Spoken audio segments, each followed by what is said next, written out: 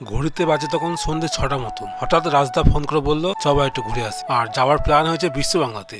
আর আমিও বেশি দেরি না করে তাতে ড্রেস পরে বেরিয়ে পড়লাম। আর বিশ্ববাংলা কিন্তু আমাদের বাড়ি থেকে বেশি দূর না, ওই 15 মিনিট মতন লাগে। আর ওইদিকে রাজদা কিন্তু একা আসছে না, রাজদার সাথে হিরকও আসছে। আর এদিকে রাজদা চলেও এসেছে। তোমরা এই যে হাসি খুশি মানুষটাকে দেখছো, এ কিন্তু এতটাও হাসি খুশি না, তবে যাই হোক মানুষটাকে হাসি খুশি দেখতে কিন্তু বেশ ভালোই লাগে। আর এদিকে দেখো হিরক তার 2 চাকা হেলিকপ্টার নিয়ে চলে এসেছে। তারপর 3 জন মিলে 3 কাপ চা নিয়ে নিলাম। তারপর চা শেষ করে চলে আসলাম মোমোর দোকানে। আর একে দেখো মোমোর কথা শুনে কত না খুশি হয়েছে। আর এদিকে বলতে বলতে আমাদের মোমো চলে আসলো। কিন্তু ভাই এটা আবার কেমন মোমো? না মানে এই গোল মোমো এই প্রথম দেখ, গোল হোক বা লম্বা খেয়ে তো নিই, তবে চাওয়া দেখা যাবে।